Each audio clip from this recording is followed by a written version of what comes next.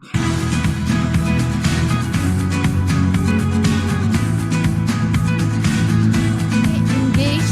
content delivery and learn means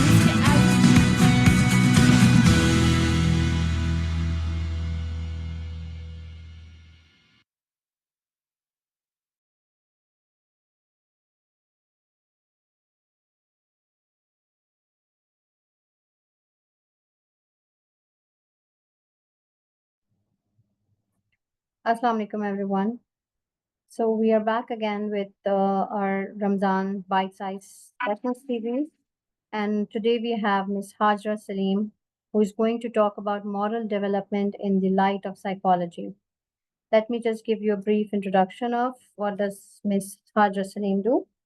So she's an assertive young individual passionate about training and motivational speaking. She's a gold medalist from the University of Karachi with a master's degree in educational psychology and a diploma in early childhood education from London Teacher Training College. She is currently completing her coursework for MPhil in psychology. She is also affiliated with ADLA Foundation as an educational resource developer and trainer. Additionally, she works as a storyteller, visiting faculty trainer, and career counselor in the Garden Teacher Engagement Project at Nahi Subah Youth Empowerment Trust. She also holds the position of Joint Secretary at Blind Resource Foundation, Pakistan. Through her work, she strives to enhance pedagogy skills in teachers and adolescents by designing professional development resources and conducting impactful workshops. So over to you, Ms. Hajra. Thank you very much for the introduction and Assalamu alaikum to everyone. I hope everyone is doing well और उम्मीद है कि सबका रमज़ान भी अच्छा खैरियत से गुजर रहा होगा. Fareen, could you kindly share the screen for the presentation?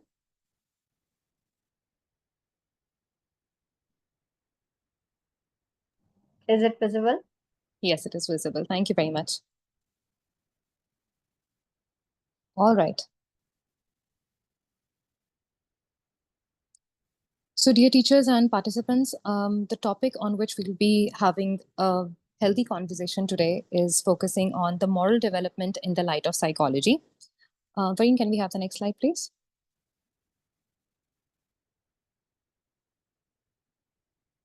All right. Before starting our conversation, मैं यहाँ पर आप लोगों से एक क्वेश्चन पूछना चाहती हूँ. I'm sure participants जितने भी यहाँ पर मौजूद हैं, आप लोग किसी न किसी कैपेसिटी में होपफुली टीचिंग के फ़राइज़ अंजाम दे रहे होंगे, और maybe you are parents और गार्डियंस, या कहीं ना कहीं यंग चिल्ड्रन, बच्चों के साथ आप लोगों का इंटरेक्शन रहा होगा. तो मैं चाहती हूँ कि एज अ गार्डियन या as a teacher put yourself in that role और मुझे सवाल का जवाब दें कि वो कौन सी ऐसी मॉरल वैल्यूज़ हैं. अगर हम मॉरल वैल्यूज़ के बारे में बात करें तो हम उन्हें इक़दार कह सकते हैं या अखलाकियात अगर कह सकते हैं, तो वो कौन सी ऐसी मॉरल वैल्यूज़ हैं जो आपको लगता है कि हमें मोस्ट डेफिनेटली अपने स्टूडेंट्स में, अपने बच्चों में इंस्टॉल या इंस्टिल करनी चाहिए in this day and age, which is very important.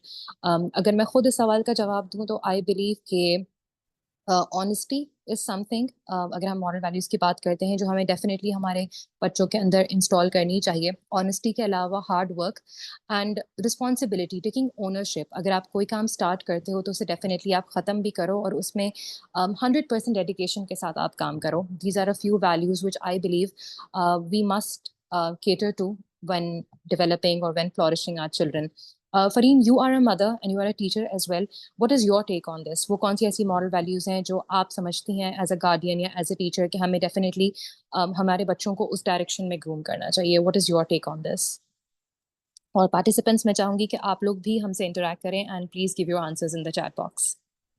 I think first of all, they should, have some kind of respect. For me, respect is a very, important value. Respect and kindness. These both are the things that even before education, I think these two values should be instilled in our children. Most definitely, and I think there is not a right or wrong list. ये एक ऐसी list है जिसमें हम जितनी ज़्यादा moral values put कर सकते हैं उतनी ही शायद कम होंगी. पार्टिसिपेंट्स की तरफ से भी हमें आ रहे हैं कुछ responses. They are talking about trust and truthfulness. Yes, of course. ये जितने भी इक़दार हैं वो एक अच्छी होलिस्टिक ज़िंदगी गुजारने के लिए मोस्ट डेफिनेटली ज़रूरी हैं। चाहे हम पर्सनल लाइफ की बात करें, हम एकेडमिक्स की बात करें या हम अपनी प्रोफेशनल लाइफ की बात करें, in every walk of life morals is something that builds a strong foundation, और ये ओवरऑल हमारी पर्सनालिटी को बहुत स्ट्रांगली ग्रूम करती है, डेवलप करती है। और जब हम डिफरेंट डोमेन्स ऑफ डेवलपमेंट की बात करते हैं, जिसमें फिजिकल डेवलपमेंट के ऊपर बहुत कंसंट्रेशन है, cognitive development, emotional, social development, वहाँ मॉरल डेवलपमेंट भी उतना ही ज़रूरी है, बिकॉज इसके बगैर आपकी जो एक फंडामेंटल ग्रूमिंग है वो कंप्लीट नहीं हो सकती। Let's move forward with the conversation for ये।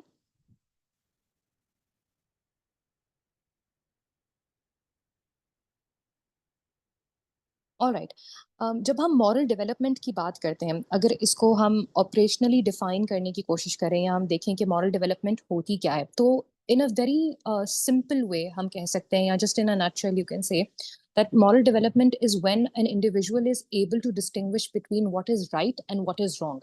लेकिन ये सिर्फ सही और गलत की तमीज तक नहीं रहता। अगर इसकी हम डेफिनेशन को देखें, यहाँ पर बात आती है of a very important element which is moral reasoning. ठीक है, कि आप प्रॉपर स्ट्रक्चर्ड रीजंस और जस्टिफिकेशंस प्रोवाइड कर सकें कि अगर आप किसी चीज को सही समझते हैं या कहते हैं कि दिस इज राइट, तो उसके पीछे रीजन क्या है, और अगर आप कहते हैं कि चीज गलत है तो उसके पीछे रीजन क्या है। जैसे हम कहते हैं कि हमें सच बोलना चाहिए, तो सच क्यों बोलना चाहिए, उसका एक रीजन देना। अगर हम कहते हैं कि जैसे चोरी करना गलत है, ठीक है, या बेहयाई या बुराई गलत है, वी कॉल देम रॉन्ग, ठीक है, इन आवर बुक्स, तो क्यों हम मना करते हैं। तो मॉरल डेवलपमेंट पे जब बात होती है तो ये सिर्फ इस चीज पे फोकस नहीं करनी चाहिए कि हम बच्चों को ये बताएं या ये सिखाएं कि बेटा देखो ये सही है और ये गलत है। बात ये भी है कि उसकी जस्टिफिकेशंस और उसके पीछे जो एक एथिकल रीजनिंग है उसकी फाउंडेशन बिल्ड करना भी बहुत जरूरी है। जब हम मॉरल डेवलपमेंट के बारे में बात करते हैं, तो अक्सर जो कॉन्टेक्स्ट हम पिकअप करते हैं या जिस बैकग्राउंड से कॉन्वर्जेशन स्टार्ट होती है, वो अक्सर रिलीजियस डोमेन में होती है, और बिल्कुल होनी भी चाहिए, बिकॉज हमारा दीन एक कोड ऑफ लाइफ है, कंप्लीट कोड ऑफ लाइफ, जो हमें प्रिंसिपल्स और गाइडलाइंस प्रोवाइड करता है कि जिंदगी कैसे गुजारनी है। और आई थिंक मॉरल डेवलपमेंट या मॉरल्स, इखलाकियात, इक़दार, ये एक ऐसी चीज़ है जो हर रिलीजन में पाई जाती है, and this is something which is common and pretty much the same in all religions. आप किसी भी मजहब को पिकअप कर लें, आप इस्लाम की बात करें, आप क्रिश्चियनिटी के बारे में बात करें, हिंदुइज्म है, बुद्धिज्म है, XYZ, किसी भी रिलीजन को पिक कर लें, तमाम रिलीजन्स जब मोरालिटी पे बात आती है तो वो सब यूनिवर्सल प्रिंसिपल्स देते हैं। कोई भी ऐसा मजहब नहीं है जो आपको ये कहेगा कि सच नहीं बोलना चाहिए। कोई भी रिलीजन जो है वो बुराई या बेहयाई को जो है वो प्रमोट नहीं कर रहा होगा। तो तमाम चीज़ें यूनिवर्सल हो जाती हैं जब हम मॉरल्स के बारे में बात करते हैं। हम भी अक्सर जब मॉरल डेवलपमेंट की बात करते हैं इन आवर चिल्ड्रन, तो हमारी जो रूट है वो दीन से, इस्लाम से या रिलीजन से ही स्टार्ट होती है। लेकिन अम, अगर मॉरल डेवलपमेंट की बात करनी है तो बेशक प्रिंसिपल्स हमारे कहीं ना कहीं रिलीजन से ही ड्राइव हो रहे होते हैं, लेकिन उन्हें साइकोलॉजी की लाइट में समझना भी बहुत इंपॉर्टेंट है, because psychology is the science of mental processes and human behaviour. तो वो आपको एक फ्रेश पर्सपेक्टिव प्रोवाइड करती है और बहुत सारे क्वेश्चंस का आंसर देने में हेल्प करती है। अब यहाँ पर आप लोगों ने मल्टीपल मॉरल वैल्यूज मुझे बताएं कि ये बच्चों में होना जरूरी है। अब सवाल ये है कि इन मॉरल वैल्यूज की इंपॉर्टेंस तो हमें पता है, लेकिन ये कब डेवलप होती हैं बच्चों में, किस एज में डेवलप होती हैं, किस तरह डेवलप हो सकती हैं, और साइकोलॉजी की स्ट्रैटेजीज को मद्देनजर रखते हुए हम बच्चों की इस मॉरल डेवलपमेंट को किस तरह फ्लोरिश कर सकते हैं। These are the few things that we are going to talk about today, और इंशाल्लाह आई होप कि यहाँ से कुछ ना कुछ हम सीख कर जरूर जाएंगे। Let's move forward with the conversation. Fareen, can we have the next slide, please?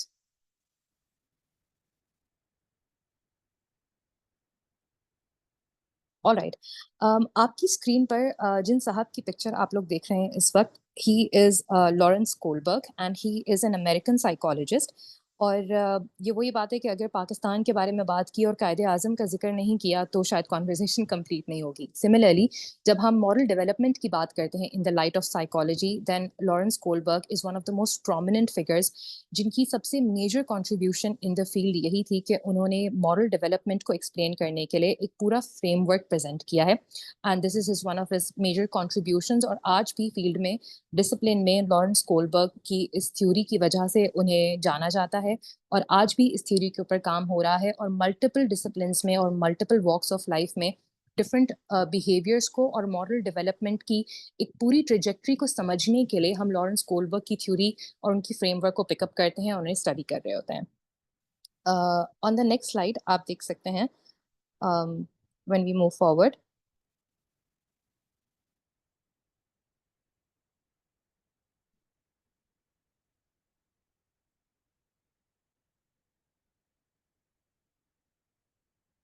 As you can see यहाँ पर जो फ्रेमवर्क प्रेजेंट किया था of moral development by Kohlberg, उसका एक फ्रेमवर्क मौजूद है in the shape of a pyramid.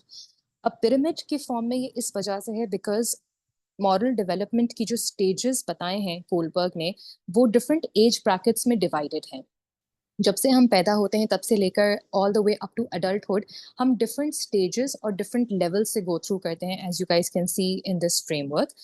और कोलबर्ग ने अपनी इस थ्योरी को बेसिकली 3 लेवल्स में डिवाइड किया है, pre conventional, conventional and post conventional.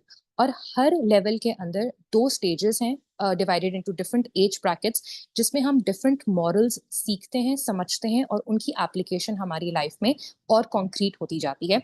So let's unbox this pyramid और देखते हैं कि हर लेवल पे कौन सी स्टेजेस मौजूद हैं और हर स्टेज के अंदर बच्चा किस तरह से मॉरली डेवलप हो रहा होता है और किस तरह से उसकी ग्रूमिंग हो रही होती है। Farheen, can we have the next slide please? All right, Kohlberg की जो स्टेजेस हैं या जो लेवल्स उसमें बताए हैं वो बेसिकली फोकस करते हैं ऑन एजेस 4+, यानी कोलबर्ग की थ्योरी के अकॉर्डिंग मॉरल डेवलपमेंट की जो ट्रू सेंस है वो स्टार्ट होती है 4 साल की उम्र के बाद, और उससे पहले बच्चा बहुत छोटा होता है, ऑफ कोर्स बहुत मासूम होता है। तो मॉरल्स की, अखलाकियात की, वैल्यूज की जो एक अंडरस्टैंडिंग है वो उसके पास उस वक्त नहीं होती है, ठीक है। तो कोलबर्ग की जो स्टेजेस हैं वो 4 इयर्स प्लस स्टार्ट हो रहे होते हैं, जहां से लेवल 1 स्टार्ट होता है। लेकिन इससे पहले भी कुछ चीजें हैं जिसके ऊपर हम कॉन्वर्जेशन कर सकते हैं, क्योंकि पैदाइश से लेकर अगर हम बात कर लेते हैं 3 इयर्स की एज तक, तो तब बच्चे का जहन किस तरह से डेवलप हो रहा होता है और उस वक्त क्या ऐसी चीजें हैं मॉरल्स के हवाले से जो बच्चा समझ सकता है या एब्जॉर्ब कर पा रहा होता है। एज वी ऑल नो कि बच्चे एक स्पंज की तरह होते हैं जो हर चीज ऑब्जर्व करते हैं और हर चीज को एब्जॉर्ब कर लेते हैं। आप जो दोगे बच्चा उसे पिकअप कर लेगा। तो मॉरल डेवलपमेंट की ट्रू सेंस डेवलप होने से या स्टार्ट होने से पहले क्या हो रहा होता है? पहले बेसिकली पैदाइश से लेके 3 साल तक की जो उम्र तक बच्चे होते हैं, they are basically egocentric या सेल्फ सेंटर्ड कहते हैं। अच्छा, अब यहाँ पर ईगो सेंट्रिक होना या सेल्फ सेंटर्ड होना किसी नेगेटिव सेंस में नहीं है, क्योंकि उस वक्त बच्चा इतना छोटा होता है कि उसे सिर्फ अपनी इमीडिएट नीड्स, अपनी वांट्स और उनकी ग्रेटिफिकेशन के ऊपर बच्चे का कॉन्सेंट्रेशन होता है, जिसमें 2 चीजें आती हैं, हंगर एंड कंफर्ट। 3 साल की उम्र से पहले बच्चे का फोकस सिर्फ इतना है कि मुझे भूख लगी है, मुझे अटेंशन चाहिए, मुझे प्यार चाहिए, मेरी नीड्स फुलफिल होनी चाहिए। उसे अपने आप से ज़्यादा किसी और चीज़ के ऊपर वो फोकस नहीं कर सकता। सिर्फ अपनी नीड्स और अपनी वांट्स के बारे में वो सोचता है, दूसरों की फीलिंग्स, दूसरों की इमोशंस पर उसका फोकस नहीं होता। वो सिर्फ अपनी बेसिक नीड्स फुलफिल कौन करके दे रहा है और कहाँ से हो सकती हैं, इस पे बच्चे का फोकस होता है। That's it. अभी मॉरल्स की स्टेज पे बच्चा नहीं पहुँचता है, नहीं होता है वहाँ पर।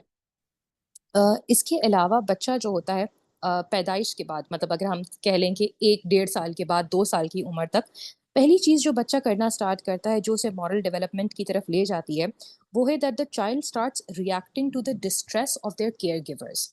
आप देखेंगे कि अगर माँ है या केयर गिवर है या घर में कोई भी और फैमिली मेम्बर्स हैं, अगर बच्चा उन्हें डिस्ट्रेस में देखता है, अपसेट देखता है या परेशान देखता है, वो देखता है कि मेरी माँ उदास है या रो रही है या किसी परेशानी के आलम में अगर वो बच्चा अपनी माँ को देखता है, तो वो उस चीज़ को पिकअप करता है और उस पर रिएक्ट करता है। वो जाएगा, वो कंफर्ट शो करने की कोशिश करेगा। May be they will PAT on your face. अगर आप रो रहे हैं, अगर आंसू निकल रहे हैं, तो आपके आंसू बहुत प्यार से, मासूमियत से बच्चा जो है वो पोंछ देगा, रिएक्ट करेगा, क्योंकि वो इस चीज़ को पिकअप कर सक रहा है कि यहाँ पर कुछ डिस्ट्रेस है, तो वो अपने केयर गिवर्स के लिए ये इमोशन शो कर सकता है। लेकिन यहाँ पर ये बात समझने की ज़रूरत है कि यहाँ पर बच्चा जो इमोशन शो कर रहा है या जो रिएक्शन शो कर रहा है, वो सिर्फ मिमिक कर रहा है, वो सिर्फ कॉपी कर रहा है। अभी उसकी कंप्लीट अंडरस्टैंडिंग उसके पास नहीं है, क्योंकि बच्चा बहुत छोटा है। So the child is only mimicking the emotions, और बच्चा ऑब्जर्व करता है और इमिटेट करता है।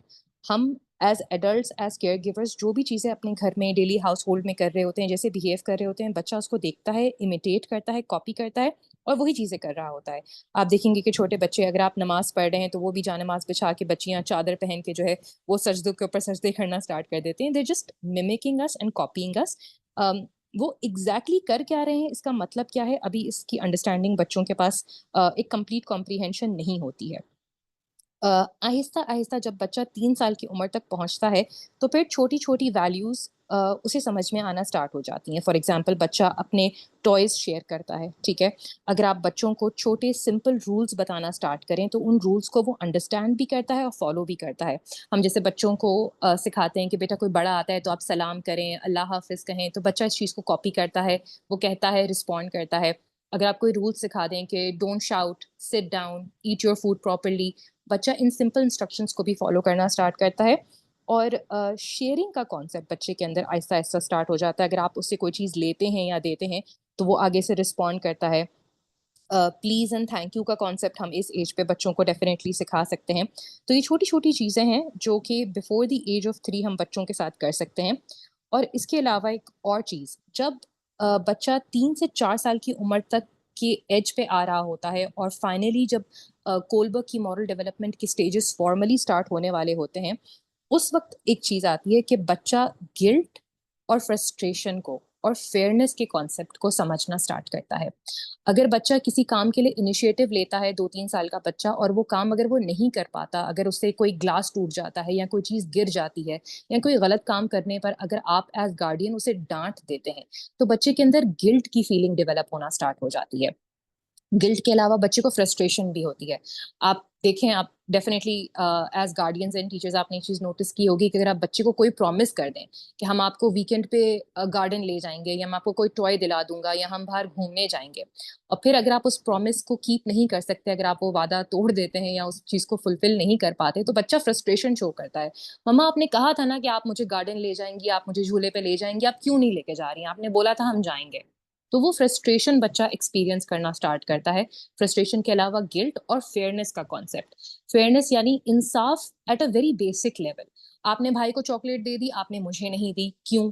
इस तरह के सवाल बच्चा पूछना स्टार्ट करता है, क्योंकि फेयरनेस क्या सही है, क्या गलत है, मेरे साथ सही हो रहा है, नहीं हो रहा है, मेरी नीड्स पूरी हो रही हैं, नहीं हो रही हैं, इस बात की जनरल सेंस जो है वो बच्चे के अंदर डेवलप होना स्टार्ट हो जाती है। But all of this is before the age of 4। Farheen, can we have the next slide please?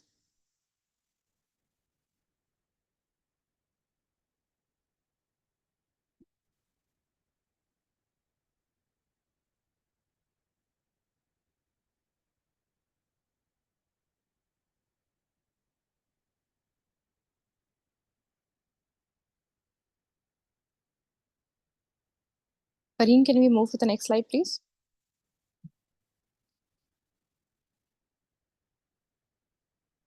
All right, okay.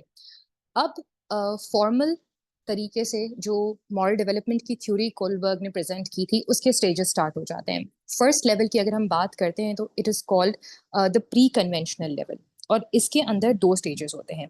पहला स्टेज जो है that focuses on obedience and punishment, और इसका जो एज ब्रैकेट है वो कहीं ना कहीं 4 साल से लेकर 7 साल की उम्र तक रहता है, राइट। और जैसा कि हमें नाम से ही अंडरस्टैंड हो रहा है, इस स्टेज में जो बच्चे होते हैं वो सजा और जजा के कॉन्सेप्ट को समझना शुरू कर देते हैं, और उनके लिए what is right and what is wrong की जो डेफिनेशन है वो इस हद तक होती है कि अगर मुझे किसी काम करने पर अप्रिसिएशन, एक्नॉलेजमेंट या रिवॉर्ड मिल रहा है फ्रॉम माय गार्डियन और फ्रॉम माय टीचर, तो यानी ये काम सही है and I must continue to do this. वो उस बिहेवियर को रिपीट करता है अगर उस पर उसे अप्रिसिएशन और रिवॉर्ड मिल रहा है।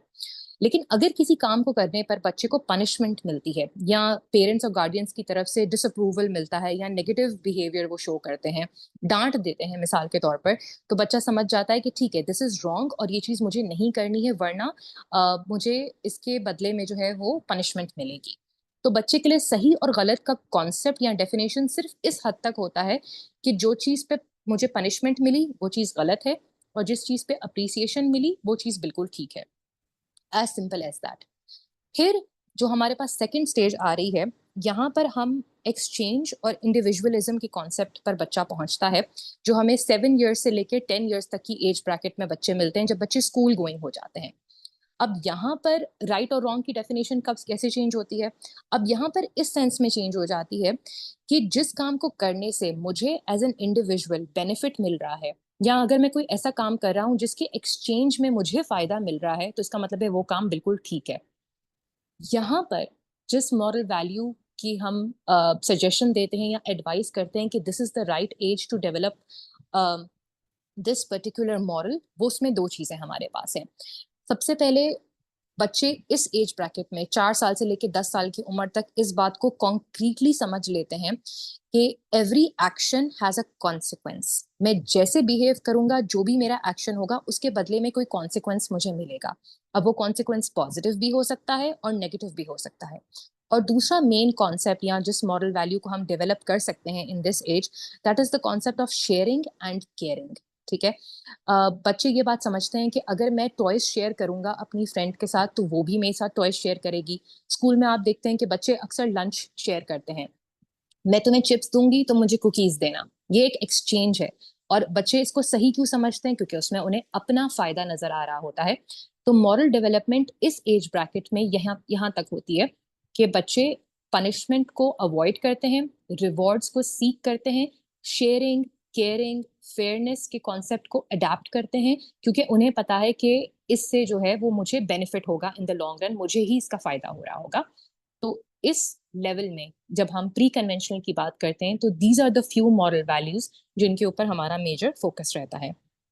Can we have the next slide please?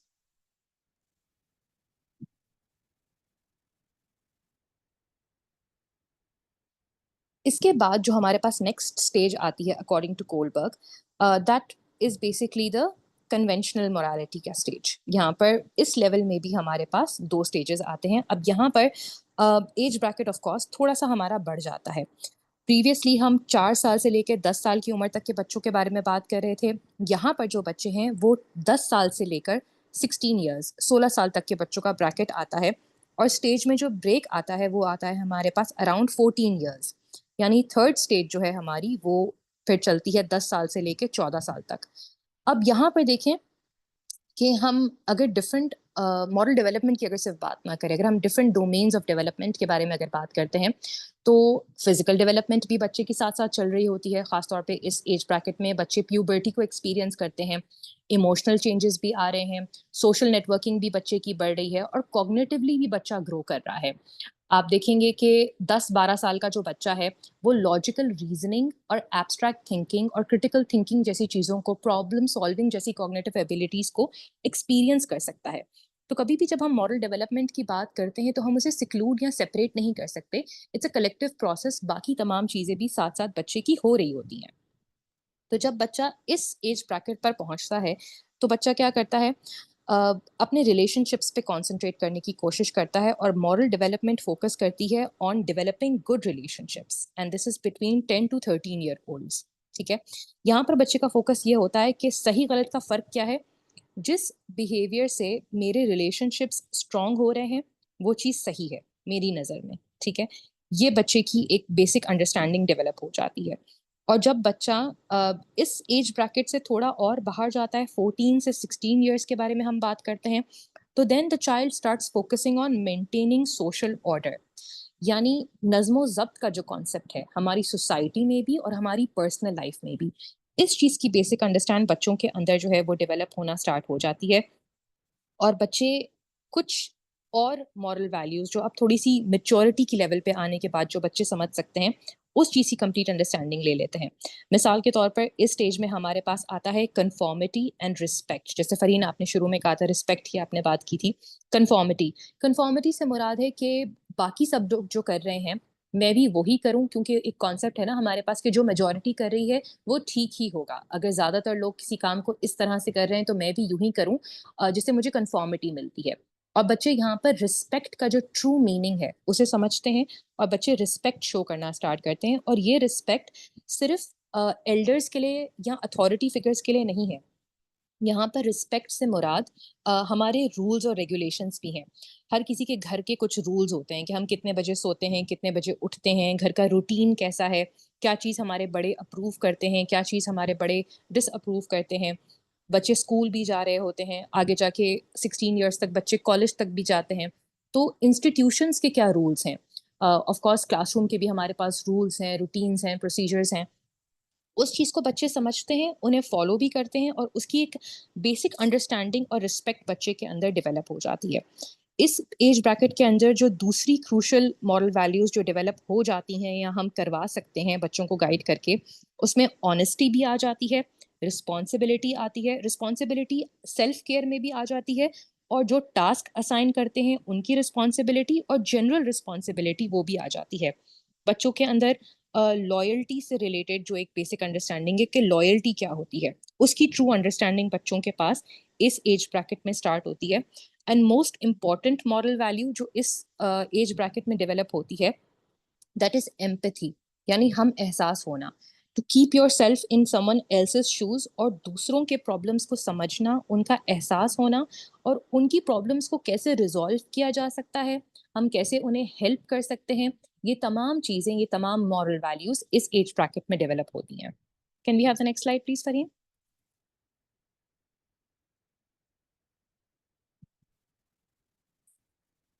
अच्छा, before moving to the last stage of moral development that was presented by Kohlberg, मैं यहाँ पर आप लोगों के साथ एक केस जो है वो शेयर करना चाहती हूँ। मैं चाहूँगी कि पार्टिसिपेंट्स आप भी जो क्वेश्चन का आंसर है वो आप चैट बॉक्स में प्लीज शेयर करें। And Farheen, I would like you to answer the question for मी।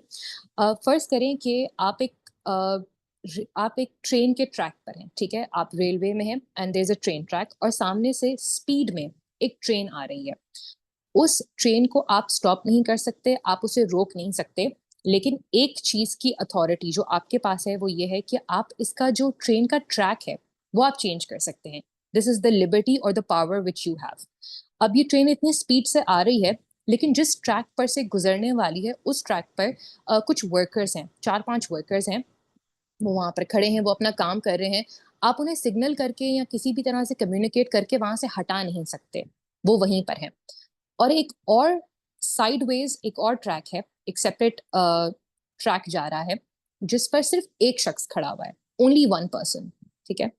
अब आपके पास ये अथॉरिटी है, आपके पास ये पावर है कि आप ट्रेन का ट्रैक चेंज कर सकते हैं, लेकिन इसका कॉन्सिक्वेंस क्या होगा इस एक्शन का, कि जिस भी ट्रैक पर आप उस ट्रेन को डिविएट करेंगे या डायरेक्ट कर देंगे, उस पर जितने भी लोग मौजूद हैं अनफॉर्चुनेटली वो कुचल दिए जाएंगे। अब फरीन, अगर मैं आपको पूछूं कि आपके पास ये अथॉरिटी है तो आप क्या करेंगी? जिस ट्रैक के ऊपर सिर्फ एक शख्स खड़ा है, क्या आप ट्रेन को वहां पे रूट कर देंगी, या फिर जिस ट्रैक के ऊपर ज्यादा लोग खड़े हुए हैं, 4-5 लोग हैं, आप उस ट्रेन के ट्रैक पर उसे जाने देंगी? मैं चाहती हूँ कि फरीन आप मुझे इस सवाल का जवाब भी दें and also give me a reason कि आपने जो भी ट्रैक सेलेक्ट किया है वो क्यों सेलेक्ट किया, what is the reason? And I want participants to give me their answers in the chat box as well. Okay, we don't have any option to stop the train, okay? No, you cannot stop the train. So I think changing the track and moving it to one person track, जिसमें जहाँ पर जो एक person काम कर रहा है, that would एक be पर्सन कर रहे हैं the best possible way in order to save life. In order to save lives. अच्छा, तो रीजन आप ये दे रहे हैं कि क्योंकि एक शख्स है तो कम लॉस होगा लाइफ का, that is what your concept is, इसलिए आपने ये चूज Yes, किया है। yes, because losing 5-6%, like I know, okay, life, everybody's life is very important, but in order to absolutely, limit the loss, you can limit the change the loss, track. Yeah. you can change the track, ठीक है। मैं यहाँ देख रही हूँ majority of the participants are also giving similar replies कि ठीक है, एक शख्स का या एक जान का अगर नुकसान होता है, although all life is important, लेकिन हम ये ट्रैक कर लेते हैं, ठीक है। फरीन, अगर अब मैं इस सिनेरियो को थोड़ा सा चेंज करूं और मैं आपसे ये पूछूं, बल्कि ये डिस्क्लोज करूं कि वो जो एक शख्स उस ट्रैक पे खड़ा है उसकी आइडेंटिटी मैं आपको बताती हूँ। आप इमेजिन कर लें कि he is a person that is beloved to you. आप इमेजिन कर सकती हैं कि that person is your mother, your father, your child, your spouse, your sibling, someone that is extremely dear to you, जिसके साथ आपका एक इफेक्ट या आप एक अफेक्शनेट रिलेशनशिप या इंटरपर्सनल रिलेशनशिप है, someone you have affection and intimacy with. अब मुझे ये बताएं कि अब आप क्या करेंगी, किस ट्रैक को चेंज करेंगी या नहीं करेंगी, what will you do? Of course, Hajrat, this is like not only me, everybody who has a loved one in front of them. Of course, they will save them. Before everyone, they will save the loved one. And I I don't know. You I have no this is hard. यही बात है कि start. इस तरह की जो situations होती हैं, दे आर कॉल्ड एथिकल या मॉरल डिलेमास, क्योंकि इसका कोई सही या गलत जवाब नहीं है। ये जो क्वेश्चन मैंने आपसे पूछा है, this is a part of a series of questions which is known as the trolley experiment. मैं चाहूंगी कि सेशन के बाद आप लोग जाकर इसे जरूर सर्च करें, it's called the trolley experiment. इसमें फर्दर और भी सिनेरियोज आते हैं, लेकिन of course due to time restraints हम सिर्फ 2 ही क्वेश्चंस पे हमने फोकस किया, लेकिन ये मुश्किल है। अच्छा, जनरली हम एक्सपेक्ट करते हैं पार्टिसिपेंट्स के भी, मैं यहाँ पर आंसर्स देख रही हूँ, अक्सर लोग यही कहेंगे कि ओके माय बिलव्ड, तो इनकी जान मुझे बचाना मेरे लिए प्रायोरिटी है। लेकिन आपको ऐसे लोग भी मिलेंगे जो कहेंगे कि नहीं, दूसरे लोगों की जान बचाना इज मोर इम्पोर्टेंट। जैसे जो एक शहादत का कॉन्सेप्ट फिर हमारे पास आ जाता है, ठीक है, कि कोई बात नहीं, हमारा अपना नुकसान हो जाए लेकिन दूसरों का जो है वो भला हो जाएगा। You think about the greater good. इसीलिए इस तरह के सवाल जो होते हैं, उन्हें हम डिलेमास कहते हैं, क्योंकि इसका कोई सही या गलत जवाब नहीं है। सिमिलरली अगर कोई ऐसी सिचुएशन हो, मिसाल के तौर पे कि एक शख्स है, उसकी माँ या उसकी बीवी जो है, उसकी वाइफ जो है, वो बहुत बीमार है and they need to buy medicine for them, ठीक है, और उनके पास पैसे कम हैं। अब वो जो फार्मेसी जाते हैं because of their poor financial status, ठीक है, अब वो फार्मेसी पे जाते हैं और कहते हैं कि आप मुझे या तो लोन दे दें या फिर मुझे इंस्टॉलमेंट में पे करने दें, मगर मुझे ये मेडिसिन चाहिए क्योंकि if my loved one does not get this medicine they might die, ठीक है। लेकिन फार्मासिस्ट जो है वो मना कर देता है कि नहीं, बिकॉज उसका भी पूरा हक है, वो जाहिर सी बात है, he is running a business, he is running a setup, वो क्यों अपना नुकसान कराएगा। वो कहता है मैं आपको नहीं देता, मैं आपको नहीं दूंगा।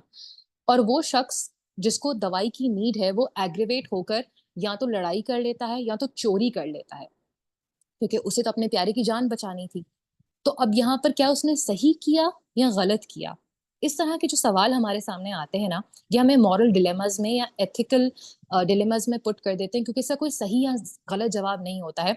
ये आपकी अपनी अंडरस्टैंडिंग और आपके अपने मॉरल रीजनिंग पे डिपेंड करता है। अच्छा, इन केसेस को यहाँ पे डिस्कस करने का मकसद ये है कि getting an understanding of ethical dilemmas will help us better understand the last stage. वरीन, can we have the next slide, जिसमें हम बात करते हैं about the post conventional stage. अब कोलबर्ग की जो लास्ट स्टेज है मॉरल डेवलपमेंट की, जो कि अब आप समझ लें कि 16 इयर्स प्लस जा रही होती है, इसमें भी हमारे पास 2 स्टेजेस हैं, the last 2 stages, stage 5 and stage 6। और इसमें 14 से लेकर 16 तक का पहला हमारे पास ब्रैकेट आता है, फिर 16 टू 18 कह लें, या फिर आप समझ लें कि 18 प्लस की बात जा रही है, ठीक है, all the way up to your adulthood. और मॉरल डेवलपमेंट भी इमोशनल डेवलपमेंट की तरह या सोशल डेवलपमेंट की तरह एक ऐसा डोमेन है जो जिंदगी भर चलता ही रहता है, क्योंकि हम रोज कुछ ना कुछ सीखते हैं, रोज कुछ ना कुछ सिखा कर जाते हैं। जिंदगी इसी तरह से हमें सबक जो है वो दे रही होती है, तो इसकी कोई कैद नहीं है, 18 प्लस चीजें चलती रहती हैं।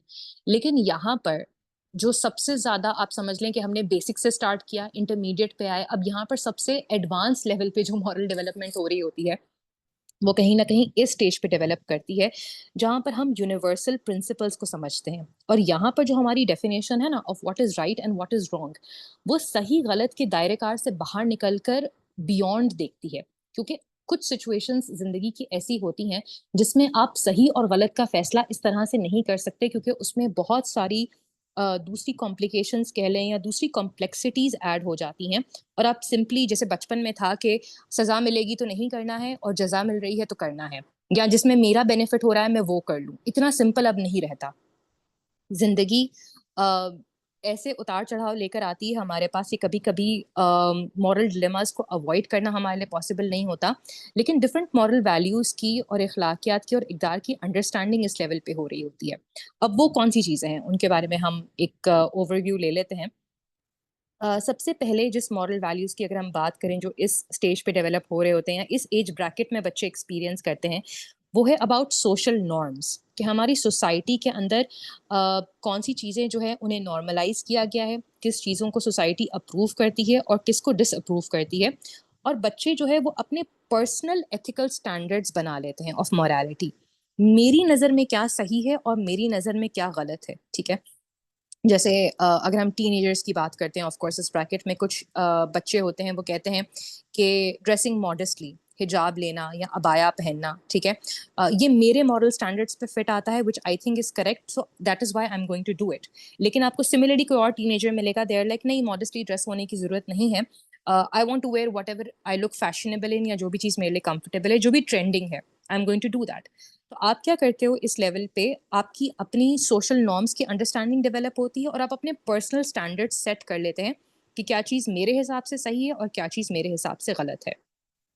इसके अलावा एक और सेट ऑफ मॉरल वैल्यूज जो इस एज ब्रैकेट में डेवलप होता है, that is related to equality, या आप इक्विटी का कॉन्सेप्ट समझ में आने लगता है बच्चों को, इतने मेच्योर हो गए होते हैं। इसके अलावा ह्यूमन राइट्स का कॉन्सेप्ट और जस्टिस का कॉन्सेप्ट, कि इंसाफ क्या है, इंसानी हुकूक क्या हैं, और उनके लिए अपनी आवाज़ बुलंद करना, to raise your voice for human rights, for justice, इस चीज़ की सेंस डेवलप हो जाती है अगर कहीं पर भी वो इनजस्टिस देखते हैं। और जैसे हमने कहा था कि एम्पैथी तो इससे पहले डेवलप हो गई होती है, लेकिन इक्वालिटी और इक्विटी का कॉन्सेप्ट आ जाता है कि अगर दो लोग हैं और दोनों को आप एक एक रोटी दे देते हो डिपेंडिंग ऑन जेंडर, तो शायद वो चीज़ इक्वालिटी के पॉइंट ऑफ व्यू से तो ठीक है, लेकिन इक्विटी के पॉइंट ऑफ व्यू से या इक्विटी के पॉइंट ऑफ व्यू से ठीक नहीं है, क्योंकि एक के लिए आधी रोटी भी काफ़ी है और एक के लिए दो रोटियां अगर आप उसको दोगे तो वो उसके लिए जस्टिस या फेयर होगा, या इक्वल उस सेंस में होगा। तो इन मॉरल वैल्यूज की जो डेवलपमेंट है वो कहीं ना कहीं इस एज ब्रैकेट में हो रही होती है। इसके अलावा जो दूसरी चीज़, जो दूसरे मॉरल्स हैं जो इस एज ब्रैकेट में डेवलप होते हैं, उसमें हमारे पास आता है ऑटोनॉमी एंड पर्सनल रिस्पॉन्सिबिलिटी। इससे यहाँ क्या मुराद है? देखिए, इससे पहले बच्चा जो है वो रूल्स और रेगुलेशंस, जब हमने नज़्म ज़ब्त की बात की थी कि स्कूल के रूल्स हैं कि अगर आप लेट आओगे तो आपको डाँट भी पड़ेगी, आपको हो सकता है कि फ़ाइन भी पे करना पड़े। हम डेली लाइफ़ में भी इस तरह से ट्रैफ़िक के रूल्स वग़ैरह फ़ॉलो करते हैं, तो हमें पता है कि रूल्स फ़ॉलो करेंगे तो कोई ना कोई अथॉरिटी फ़िगर मौजूद है जो देखेगा, पकड़ेगा और डाँटेगा, ठीक है? रोड पे जो है वो पुलिस अवेलेबल है, घर पे जो है वो अम्मी-अब्बू देख रहे हैं, कुछ गलत काम किया तो अभी डाँट पड़ जाएगी, स्कूल में टीचर्स होती हैं, ठीक है? चेक एंड बैलेंस रखने के लिए कोई ना कोई है। लेकिन इस एज ब्रैकेट में क्या आ जाता है कि क्योंकि हम अपनी पर्सनल मॉरल डेवलपमेंट के स्टैंडर्ड्स क्रिएट कर चुके होते हैं, so we start taking personal responsibility. अब कोई देखे या ना देखे, मुझे पता है कि चोरी करना ठीक नहीं है, तो मैं चोरी नहीं करूँगा। जस्ट बिकॉज़ कोई देख रहा था और मैं पहले नहीं कर रहा था, वो एक अलग लेवल पे थे हम जब हम छोटे थे और कन्वेंशनल या प्री कन्वेंशनल स्टेज में थे, जब पता था कि ओबीडियंस करनी है क्योंकि पनिशमेंट को अवॉइड करना है, रिवॉर्ड मिलना है। लेकिन अब हम बगैर किसी गर्ज़ के और बगैर किसी एक्सटर्नल थ्रेट के या एक्सटर्नल अथॉरिटी फिगर के प्रेज़ेंस के भी सही काम ही कर रहे होते हैं, क्योंकि हमें अब पता है कि क्या सही है और क्या गलत है। अब वो बचकानी या वो इमेच्योर चीज़ें नहीं हैं कि मम्मा नहीं है तो कर लो, ये वाली चीज़ नहीं है। अब ये है कि करना ही करना है, बिकॉज़ अब ऑटोनॉमी और पर्सनल रिस्पॉन्सिबिलिटी की सेंस डेवलप हो चुकी है। इसके अलावा बेसिक ह्यूमन डिग्निटी, टॉलरेंस की जब हम बात करते हैं, और ग्लोबल सिटीजनशिप, यानी हुब्बुल वतनी, पेट्रियोटिज्म, सिटीजनशिप, आपकी अगर आप एक सोसाइटी में रहते हैं, कम्युनिटी का पार्ट हैं, तो आपके अंदर एक सिविक सेंस जो होना चाहिए, सिविल राइट्स जो हैं, उसकी अंडरस्टैंडिंग भी इस एज पे आकर आपके अंदर डेवलप हो चुकी होती है। Okay, this brings us to an end of the part of the conversation, जब हम मॉरल डेवलपमेंट के डिफरेंट स्टेजेस को देख रहे थे, या हम देख रहे थे कि कोलबर्ग ने क्या आइडियाज प्रेजेंट किए हैं। यहाँ पर एक बात जहन में रखना, dear participants, is very important, कि जिस तरह हम फिजिकल माइलस्टोन्स जो बच्चा अचीव करता है उसके हमने ब्रैकेट्स बनाए हैं ना, कि जैसे फॉर एग्जांपल बच्चा जो है कॉमनली 1 से 1.5 साल की उम्र तक जो है वो बोलना या चलना स्टार्ट कर देता है, लेकिन कुछ बच्चे इससे जल्दी भी कर लेते हैं। 10 माह की उम्र में भी बच्चा बोलना या चलना स्टार्ट कर सकता है। कुछ बच्चे लेट भी करते हैं, 2 साल की उम्र तक भी, 3 साल की उम्र तक भी बच्चा जो है वो एक प्रॉपर कॉन्वर्जेशन या उसकी लैंग्वेज की डेवलपमेंट तब जाके ब्लूम करती है या ग्रूम हो रही होती है। इसी तरह मॉरल डेवलपमेंट के इन स्टेजेस में एज ब्रैकेट्स तो बता दिए गए हैं, लेकिन बहुत सारे ऐसे फैक्टर्स हैं जो इस चीज़ को अर्ली भी डेवलप करवा सकता है या इसमें डिले भी आ सकता है। तो ये जो एज ब्रैकेट्स हैं, ये सिर्फ़ एक आइडिया देने के लिए हैं, they are not set in concrete, ये बात ज़हन में रखिएगा, क्योंकि इसमें आगे-पीछे भी चीज़ें हो जाती हैं। हमारे एनवायरनमेंट, हमारी सर्कमस्टेंसेस, हमारा ब्रॉट अप घर का माहौल किस तरह से है, हम किन सर्कमस्टेंसेस में रहते हैं, हमारा फाइनेंशियल स्टेटस, हमारी इमोशनल स्टेबिलिटी, ये तमाम चीज़ें कहीं न कहीं हमारी मॉरल डेवलपमेंट को ग्रूम करती है, पॉलिश करती है और इसमें चेंजेस आती हैं। इसलिए ये एज ब्रैकेट्स जो है वो परमानेंट नहीं है, इनके अंदर चेंजेस आ सकते हैं। This is something that we must remember. अब हम बात करते हैं the last chunk of our conversation before we wrap up and we take the questions. वो ये है कि एज टीचर्स या एज गार्डियंस हम ऐसा क्या कर सकते हैं जिससे हम मॉरल डेवलपमेंट को बच्चों में फैसिलिटेट कर सकें। ऐसी क्या क्विक स्ट्रैटेजीज हैं that we can go through. Farheen, can we have the next slide please?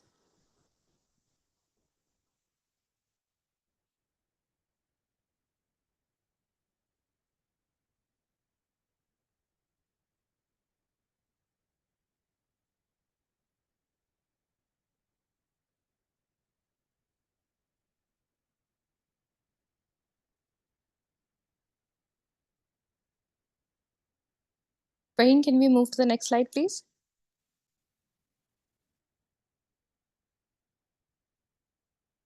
Alright. कुछ क्विक ऐसी स्ट्रैटेजीज हैं या कुछ ऐसी टेक्निक्स हैं जो हम अपने बच्चों के साथ प्रैक्टिस कर सकते हैं as guardians and as teachers, जो उनकी मॉरल डेवलपमेंट को फैसिलिटेट कर सकता है। और ये तमाम चीज़ें सारे एज ब्रैकेट्स के लिए रेलिवेंट हैं, from early childhood all the way up to your adulthood, up to your adolescent ages. The most effective among them, जिससे हम स्टार्ट ले सकते हैं when we start developing moral values in young children, that is storytelling. Storytelling is such a beautiful and such a creative and effective way of communicating कि इससे बेहतर तरीका शायद मॉरल वैल्यूज सिखाने का या इम्पार्ट करने का शायद कोई और ना होगा, छोटे बच्चों के लिए स्पेशली। जब हम स्टोरीज की बात करते हैं तो हमारे पास कससुल अंबिया भी मौजूद हैं, ठीक है। हमारे नबी सल्लल्लाहु अलैहि वसल्लम और जितने दीगर पैगंबर थे, उनकी ज़िंदगी से जो चीज़ें हम सीख सकते हैं, उससे हम बच्चों की मॉरल डेवलपमेंट करवा सकते हैं। रमज़ान का महीना भी है, हमारे पास डिफरेंट इंटरनेट पे रिसोर्सेज अवेलेबल हैं, बुक्स अवेलेबल होती हैं इजीली, जहाँ पे ये तमाम स्टोरीज, ये तमाम किस्से अवेलेबल हैं। तो make it a habit of going through the stories with your children at different levels and different ages to make sure कि उनकी मॉरल डेवलपमेंट हो सके। और सिर्फ स्टोरी बुक्स या कससुल अंबिया तक हम इस चीज़ को लिमिट ना करें। हमारे पास लिटरेचर और पोइट्री में भी एक्सीलेंट एग्जाम्पल्स हैं। अगर हम शेख सादी के बारे में बात करते हैं, उनकी जो किताबें हैं जो अनफॉर्चुनेटली आर नाउ लॉस्ट, हमारे करिकुलम का पार्ट भी नहीं होती हैं, गुलिस्तान एंड बोस्तान, उनके अंदर जिस खूबसूरती से मॉरल्स को सिखाया गया है in the forms of short stories and fables, उससे बेहतर आपको कहाँ कोई चीज़ मिलेगी। इसके अलावा इकबाल की शायरी है, इतनी खूबसूरत बांगे दरा के अंदर पोइट्रीज हमारे पास मौजूद हैं। चाहे हम हमदर्दी की बात करें, चाहे हम गिलहरी की स्टोरी के बारे में बात करें, या जो दुआ है अलामा इकबाल की उसके बारे में बात करें। इन चीज़ों की practice from a very early age बच्चों के अंदर मॉरल डेवलपमेंट को बहुत बेहतरीन तरीके से फैसिलिटेट करती है। Second strategy that we can apply for the moral development of our children and our students is to have healthy conversations and discussions.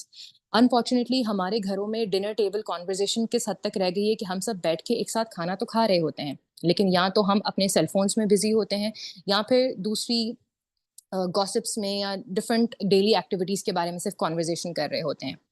News पर या सोशल मीडिया में या अखबार में या आसपास अगर कोई ऐसा इवेंट अकर होता है जो कि एक मॉरल डिलेमा है या जिसके ऊपर एक एथिकल कॉन्वर्जेशन हो सकती है, हम घरों में बैठकर उसके बारे में अपने बच्चों से बात नहीं करते, which is a real loss for them.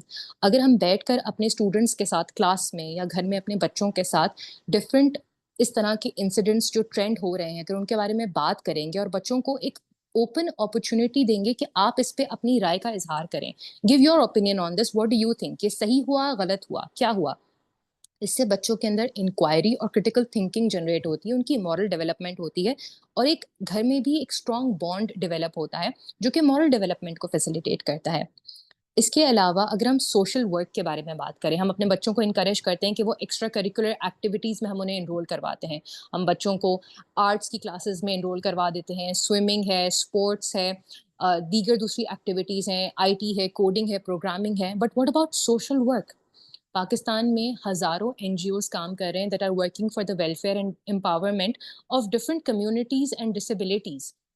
अगर किसी सोशल कॉज के साथ अपने बच्चे को अटैच करवा दें और उस एनवायरनमेंट में आप बच्चे को ले जाएं जहां बच्चा वॉलंटियर वर्क कर सके, टाइम स्पेंड कर सके, कुछ दे सके, एम्पैथाइज कर सके। इंटर्नशिप अपॉर्चुनिटीज़ भी अवेलेबल होती हैं फॉर यंगस्टर्स, और वहाँ पर अगर आप वॉलंटियर करते हो, इंटर्नशिप करते हो, तो उस इन्वायरमेंट में उन लेस एबल्ड कम्युनिटीज़ के साथ या जो माइनॉरिटी कम्युनिटीज़ होती हैं उनके साथ काम करके जो बच्चे के अंदर टॉलरेंस, सब्र, एम्पैथी और दूसरी मॉरल वैल्यूज डेवलप होती हैं, आप यकीन करें उस एक्सपीरियंस के अलावा वो चीज़ आपको कहीं नहीं मिलेगी, which is a beautiful experience. और डेफिनेटली आपको इनकरेज करना चाहिए कि आपके स्टूडेंट्स और आपके बच्चे इन वैल्यूज को पिकअप करें, सोशल वर्क में उन्हें इंगेज करें, उन्हें इनकरेज करें, उनके साथ जाके करें। ओल्ड एज होम्स भी हमारे पास अवेलेबल हैं, डिफरेंट डिसेबिलिटीज़ हैं, कैंसर सर्वाइवर्स हैं, एसिड अटैक सर्वाइवर्स हैं, कितनी कम्युनिटीज़ और कितने सोशल कॉजेस हैं which you can get yourself affiliated with. Reflective practices is one thing. ज़्यादा कुछ नहीं, रोज़ाना रात को सोने से पहले on a piece of paper एक डायरी मेंटेन करवा लें विथ योर चाइल्ड, जिसको बच्चा खुद डेकोरेट कर सकता है विथ स्टिकर्स एक्सेट्रा। स्कूल में भी ऐसे जर्नल्स मेंटेन कर सकते हैं। Make a gratitude journal.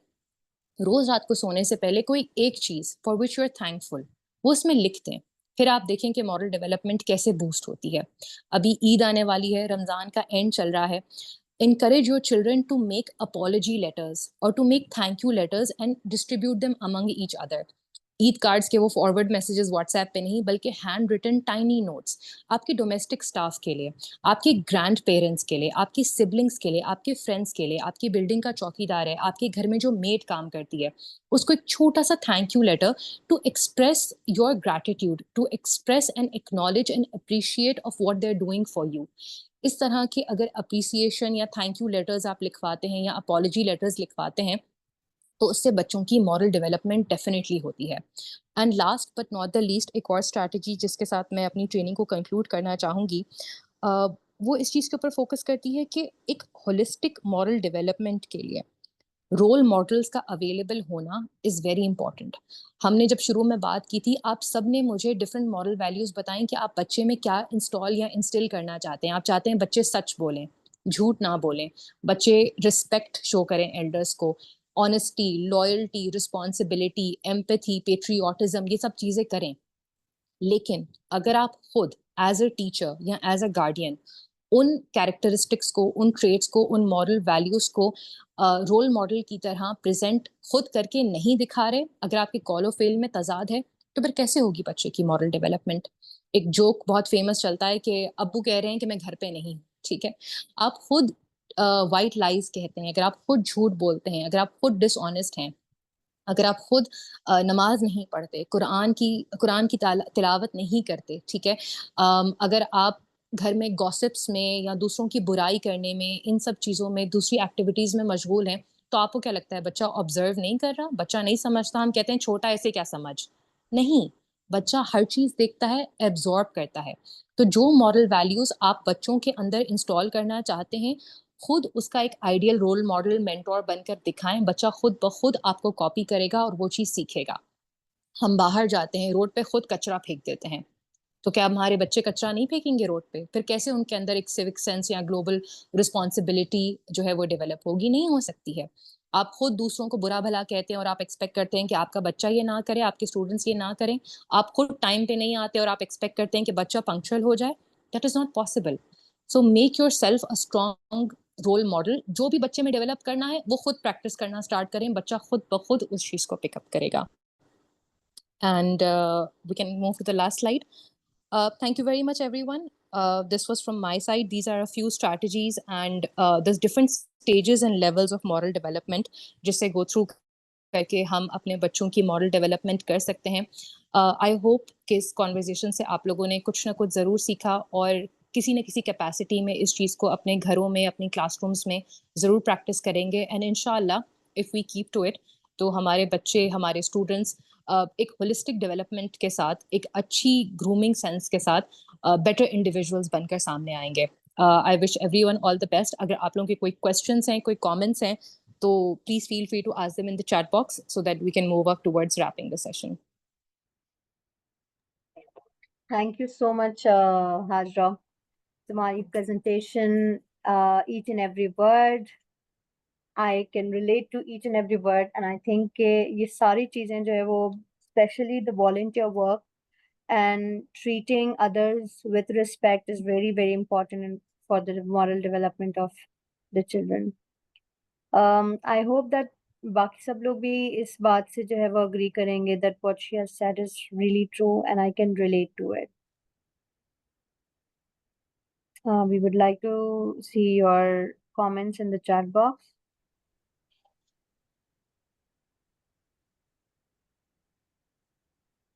I really like your presentation and जो भी बातें की आपने, I think I actually see that in my school कि जब हम बच्चों को बहुत सारे volunteer work, can you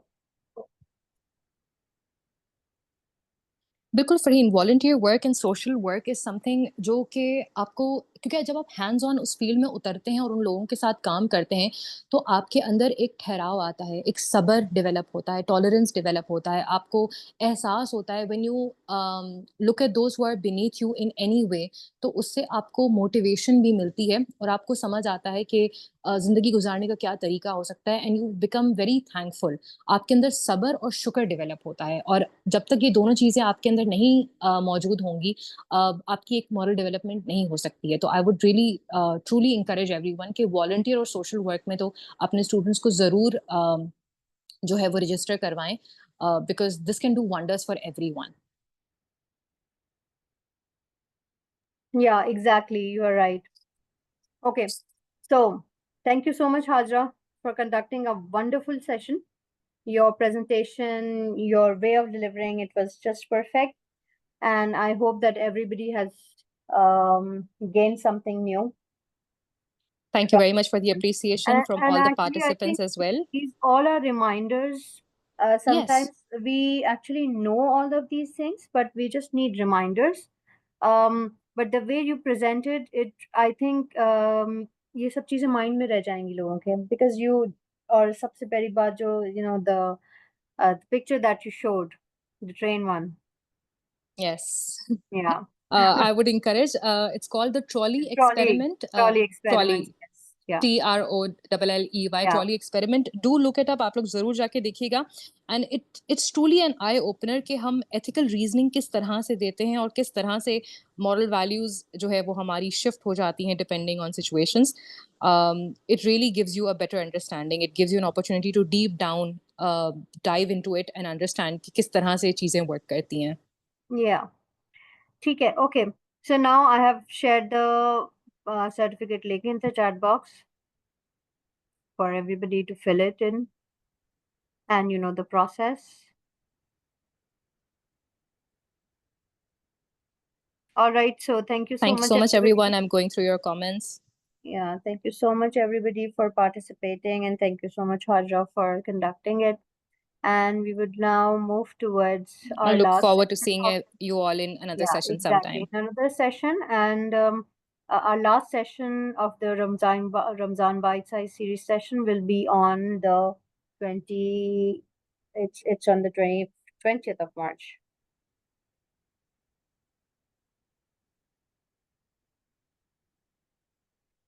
All right. So see you on that session as well. Okay. Allah Hafiz, everyone.